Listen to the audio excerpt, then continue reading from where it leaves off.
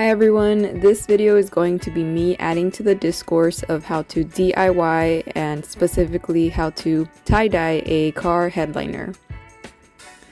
And I say that I am just adding to the discourse because there is already YouTube videos out there that I had to reference in order to get an idea of how to go about this project. And I will link those videos down in the description below just so that you can reference those if you want to recreate this project. They're coming from more professional sources, I think, people who seem that they do car upholstery for a living. So just if you want to recreate this project, those are going to be resources available for you. I'm also going to be sharing what I feel like I did right and what I feel like I could do differently or where I made mistakes so that you can avoid making those as well. So here I am just unboxing this foam material that I will be using. I did purchase it online from a car upholstery shop, and I can link that down in the description below. So I did buy this foam for, it seems like a standard size headliner board. As you can see, when it's fully extended, it would cover the full extent of an average size car headliner. The car headliner that I'm working with is a 2-seater truck, so it's smaller than average, but if you do buy this foam specifically, it should be able to fit your standard size car.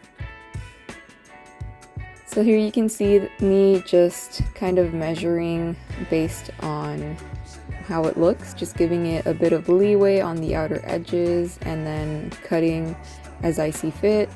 I didn't do any measuring for this just because the edges are going to be folding in, so they don't need to look perfect by any means. Then I proceed to just cut it based on just eyeing it, and like I said, I just left about maybe 2 inches of slack over the edges so that I could fold them inwards and actually have something to glue on the back side of the headliner as well.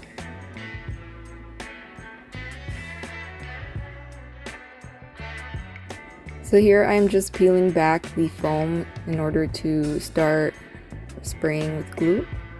You can see the glue I use here. I will link this one down below in the description. And instructions say to give it a good shake. And as I started applying the glue, I did notice that the glue was getting all over my work table. So I went to scrounge up a piece of scrap paper that I could put underneath. And ideally I would have something that would cover the whole table, but this is all I could find, so this is what I have to work with. And once again, I started spraying the glue, just maneuvering my scrap paper to cover all fronts of my table.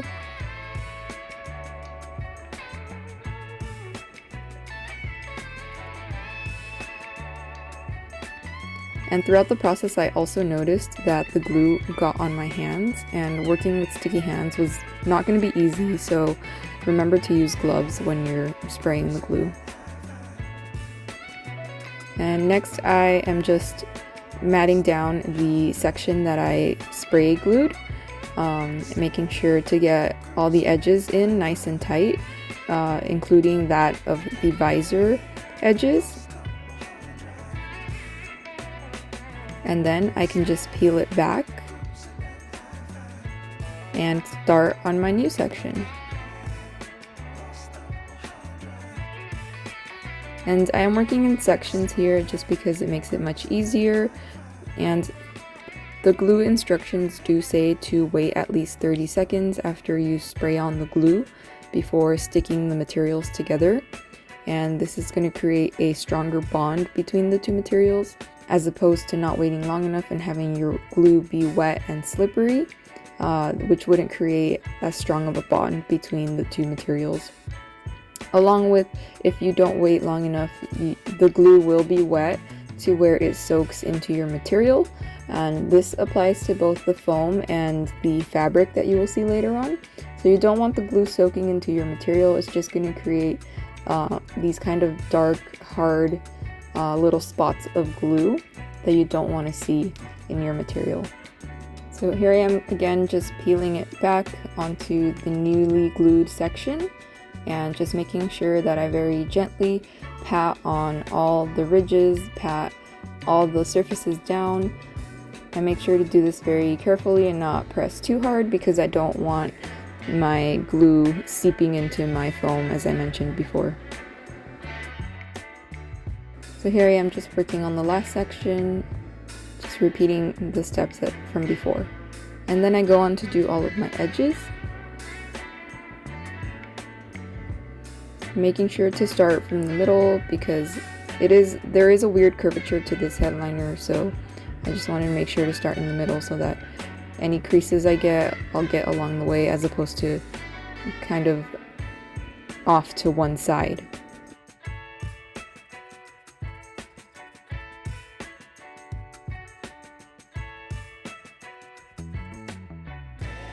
So one of the techniques that I found in one of the other videos was basically to glue the edges first and leave the corner kind of folded in on itself, which I will explain in this next segment here so you guys can get a closer look.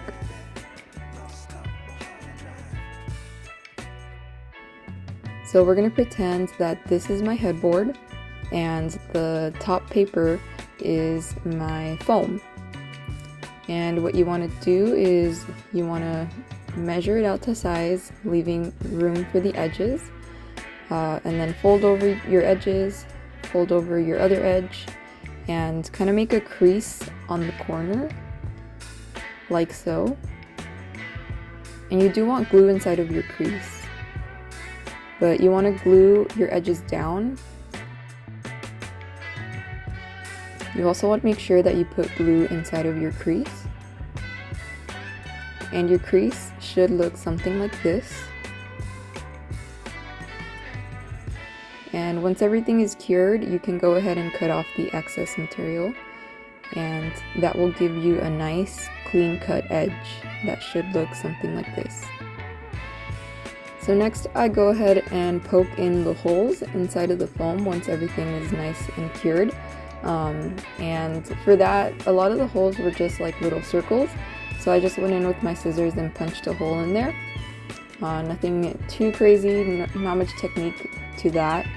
It was the bigger holes that did require a little bit more thought and care, because for the bigger holes you do want to make sure that you have some foam to fold back into the back of the headliner, especially with this big square hole down here that you see. This is kind of the best method I came up with, is just making like an X so that you do have that excess material to play with and glue down to the back of the headliner, making it a little bit more secure. And I'm not sure if this was the best technique for this hole because you do have the edges that don't really have much foam there. So if anybody has a better method of cutting out like a square hole to fold back the edges, please do share. Then I go and spray glue all of my holes with some extra glue on the sides, just making sure that the foam is making contact with that glue and making contact with the cardboard material. And the last step is I just go and roll everything into place with a soda can. This is just to make sure that every square inch of my surface area is actually making contact with between the foam and the cardboard headliner. Here's to hoping that this stands the test of time. So this is how it turned out. You should be able to see those ridges in your headliner. Next up, we're going to cut out the fabric to size. The fabric that I'm using, I just thrifted a bed sheet from the thrift store, and I made sure that it was 100% cotton because when you tie-dye something, it's best to tie-dye natural fibrous materials such as cotton or rayon. So just make sure to keep that in mind when you're picking out your fabric. So here I am just cutting out the bed sheet, kind of eyeing it the same as the foam, but giving it a lot more excess material on the edges, just because I know that the edges are going to fold inwards when you cut this material. So I was being extra cautious in this step, and I did end up leaving more material than I needed, which would be kind of an issue later down the line. So if you can, just make sure to cut as close as possible to your actual size. And with the excess material, I will be making a fabulous dress that you can see in my next video. I'll make a tutorial on that one as well. I'm totally kidding, this is the material we will be using for the visors. Here's the tie-dye kit I used. I just ordered this one off of Amazon. I will link it down below. So next up, we're going to start with the tie-dye process, and to start off that, you just have to fill up your bottles with water and give them a good shake. And then you want to roll your fabric into a spiral kind of shape. And here I was having a hard time really getting that first spiral in, and this is pretty common. I did read later on that you have to roll it into a spiral several times because the material kind of gets that shape or gets those wrinkles into it. So it is good that if you can do it several times, and then with every time your spiral is going to come out better and better. And I also read a tip that you can use a fork in order to start the spiral process, and it makes it much easier. So here you can see me using a fork. And after several rolls of the spiral, I came out to a good enough kind of shape that I liked. It had good even folds in it. So I did end up going back a little and like refining those small ridges and edges. And when I tried to put in the rubber bands to hold my spiral into place, it ended up just kind of collapsing my whole shape. So I couldn't use those because the rubber bands that the kit comes with were way too small for the size of my fabric. So I had to take those out and re-roll my fabric. And once I got it to that perfect state, again, that perfect spiral, I came up with the idea to actually cut up. I ended up using 3 rubber bands. So I cut up 3 rubber bands and tied them together to make a big rubber band that I could wrap around my whole spiral. So here I am just tying up those rubber bands. Pretty straightforward process. And as you can see here, these do fit pretty well. And they hold my spiral in place, but they don't scrunch it to the point of unraveling everything. So I just did that several more times, and I ended up using 4 of the larger rubber bands that I made. Next, we want to start applying our dye to our fabric. And for this, you can go ahead and be generous with the width that you're going to be using. Don't be afraid to go too big because you can blend the colors next to each other. So here you can see I'm putting red and yellow next to each other, and when those colors blend with each other, then you get orange. So that's perfectly fine to blend the edges together.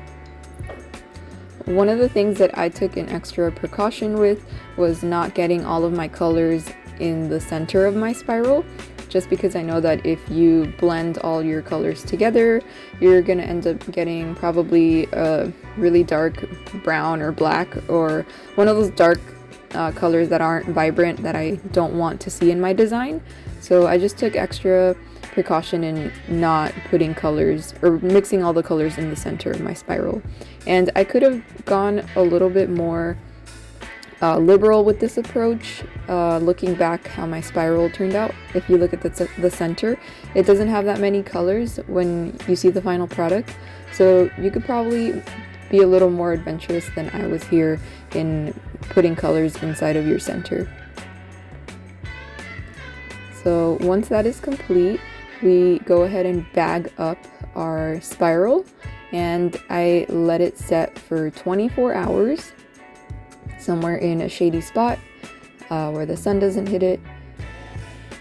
And once 24 hours have passed, you can start rinsing out the extra dye from your spiral.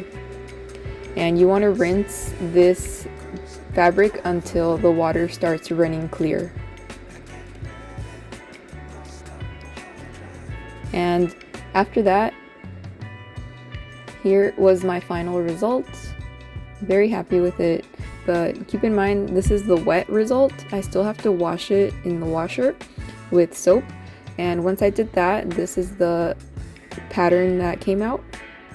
As you can see, the colors are a little bit more subdued, and I think that has to do with the fact that I think I used a little bit too much soap when I put it in the washer. So Just don't go crazy with the soap like I did. Or even just that the amount of dye used for the amount of fabric was not enough. I mean, it still looks vibrant, not compared to how it looks when it was wet, but maybe it was a combination of both of those things, so just keep that in mind. Don't use too much soap when you wash your fabric, and definitely use 2 kits if you need 2 kits. And as I mentioned, this is a small headliner, so you might want to even use like maybe 4 kits if you're doing a standard sized headliner. So as I begin the gluing process for the fabric to the foam, I am just repeating the same steps that I used when gluing the foam to the cardboard headliner. I'm also just going by sections and making sure that the glue is curing before I actually make contact with the fabric and the foam. And for this step, it is more vital for you to actually wait those 30 seconds for your glue to cure, because the fabric is more porous and it's more prone to actually soaking up the glue, making for those really ugly little hard glue spots in your fabric that will be noticeable to your eye if you let that happen. So here I am just working on that last section and making sure to pay special attention to those grooves and edges in the spot of the visor. I did have to constantly be stretching out my material to not get those little tiny annoying wrinkles inside of the fabric. And here, once you turn it around, you can follow the same technique as with the foam to the headliner and just make sure to glue down your edges first, wait those 30 seconds, and you can form that crease on your corners as well and follow that same process to cut. And again, the cuts don't have to be perfect. Nobody's going to see the opposite side of your headliner, so don't worry too much about that. Cutting out the holes for the fabric was a little more tricky because the fabric, as I mentioned, is kind of stretchy, so it does fold in on itself, so it kind of seems like you don't have enough material to work with to fold over into the edges. But just work with what you have and follow the same process as you did with the foam. So here is the final result. I think it looks pretty snazzy. And then once you're ready to install, you want to make sure to grab all of your hardware. Every car is going to be different. For this one in particular, my friend had to install some of kind of the door hardware that goes along with it. And it was fairly easy. A lot of it was just snapping things into place. Besides the car light here, which he had some screws for. But the rest of it was kind of just these button material type things that just snap into place. So here's how it looks installed. I think it looks pretty darn good. And as you can see, the visors are still missing, which we will get into on this next part of the video. So it's a pretty straightforward process. Here you can see the excess material that I was going to use to make a dress. And I just cut out rectangles, and you can't see here, I forgot to shoot that part, but I cut out extra long rectangles that I just fold in half. And I do this because I am going to dye these squares and I want both sides to have the same design. And I did give it a little too much extra material that you will see. So it ends up stretching far smaller than this, so I could have gone way smaller if I wanted to get the spirals on both sides of the visor, but I ended up just being extra precautious again and making it so that only one side would have the spiral once I actually did go on to install. So if you do want that spiral on both sides of your visor, just make sure that you cut it out almost exactly to the size of the visor, not give it that excess material. And I did cut out these long rectangles because I did want the material to be one continuous material to wrap around the whole visor, as opposed to cutting it in half and having to sew or glue 2 separate pieces of fabric onto the visor. So here I am just tie-dyeing my small little spirals again, and this time I didn't use gloves, so the dye did end up staining my hands for maybe a day or two, if I remember correctly. So you definitely want to make sure to use those gloves that come in your kit. So next you want to place all of your materials into a bag to let it set for 24 hours. And I made sure that none of the spirals were touching each other, just because I don't want any paint leaching into its neighbor. And here you see that I made 3 different pieces of fabric, or 3 different spirals, just because I had enough material. So I'll probably do another project with that 3rd spiral there. So once those set for 24 hours, I went to unravel them. Here's the result I got. And you want to make sure to wash those out again until you see the water running clear.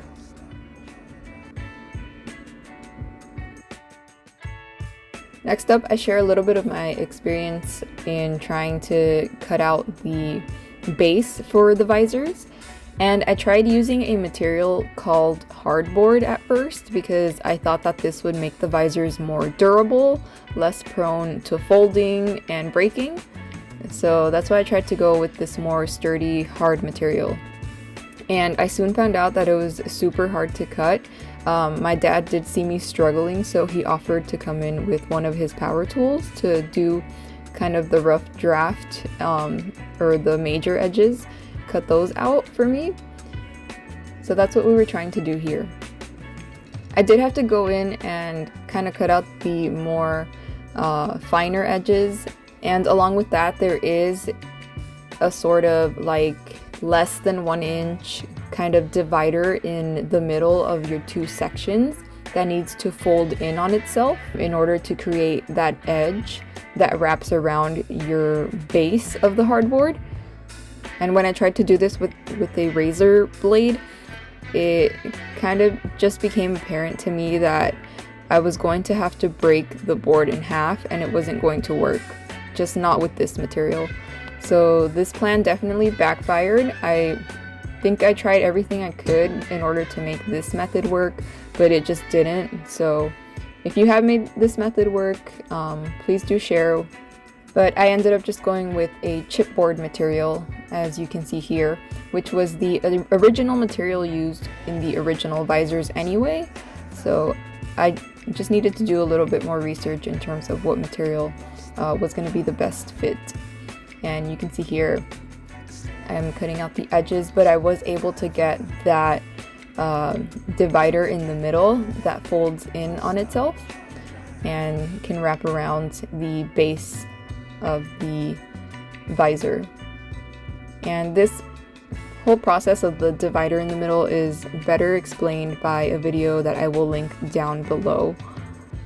And I think I was just stressed out with the whole hardboard segment not working out, that I forgot to film me cutting out the middle section, the little divider line between your 2 faces of the visor. So go ahead and reference that other video linked down below for a specific tutorial on that. So here I am just tracing out that small rectangle where the visor has a hole with an X-Acto knife. And here I just try it on for size to see how it looks and fits with the base of the original visor. And I think it looks pretty good, and that one's good to go. So it would be beneficial if you had the original visor so that you can see how the chipboard fits on the base of the visor, and compare that to how your chipboard that you are cutting out is going to fit on your base of the visor.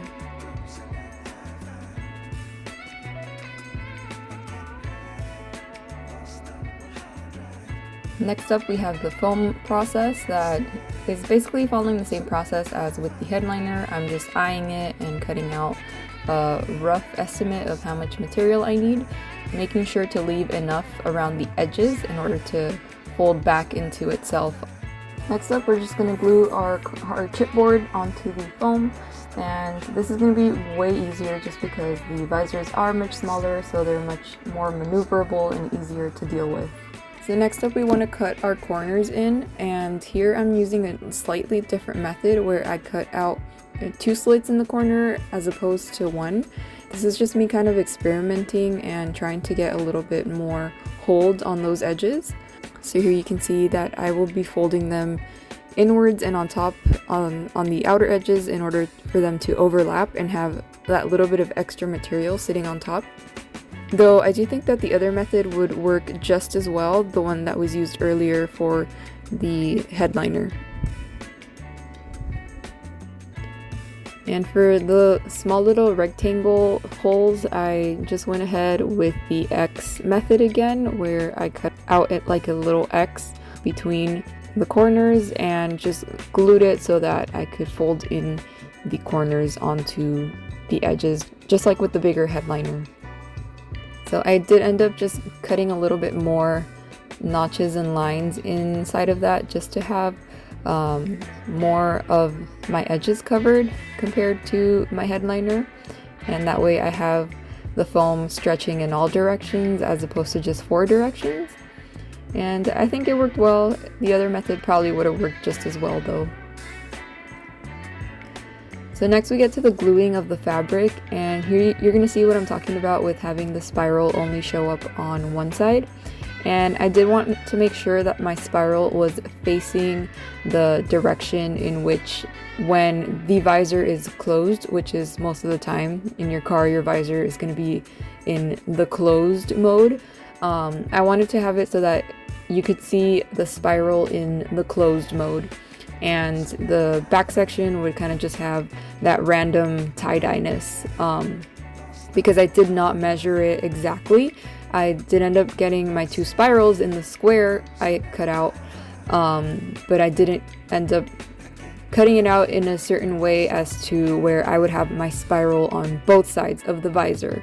So if you do want to see that spiral design on both sides of the visor, as I mentioned before, just make sure that you're cutting out the fabric to a more exact measurement.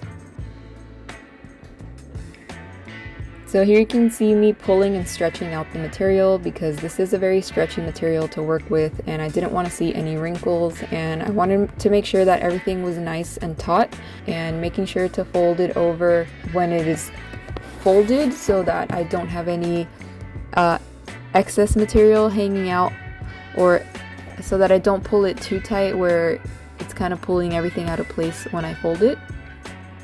So here I am just waiting for the glue to cure. And as you can see here, when I'm pulling the fabric to cover the backside of the visor, I do get the more random design of my tie-dye, as opposed to the spiral, which ideally in my mind I thought was going to happen, but it did not happen, because you do need to measure it more exact, as I mentioned. And here the little triangle corner was a little finicky to work with. I wasn't really sure how to cut it in a way that I would get the best kind of hold on the opposite side of my visor here with the excess amount of fabric. I just wanted to make sure that it could hold tightly. So as you can see here, I do have a lot of excess material that I do need to cut off. And with these edges as well, I did take that approach that I used with the foam and kind of folded them in on themselves so that I would have extra fabric as opposed to cutting into the fabric, just because this is a weaker material that we're playing with and the fabric is a little bit more flimsy to work with than foam. So here I go, just testing out the base and how it fits into the hole. And the hole, as I mentioned with the headliner, is a little bit tricky to work with because the fabric does tend to fold in on itself once again. So I did try to cut out all the little grooves and lines in there, but I think I ended up just having less material to work with. So the less lines that you can cut into the hole, the better, I think. So don't go cutting a bunch of lines inside of that, because your fabric material is just going to become very flimsy to work with. And it does look good from the outside though, so that's what matters. But I do hope that this glue is going to be strong enough to hold in those little notches through the test of time. And here is the final result. This would be the sides facing you when the visors are in the closed position. And I think they turned out very well. So one final thing that I did want to point out was that my friend was able to give the visors to his dad, who has access to an industrial sewing machine, and his dad was able to sew the visors shut, as opposed to I was just planning on initially gluing them shut, but I think sewing them shut, just as the original visors were, does give it that sturdier finish. That's all. Thanks for watching!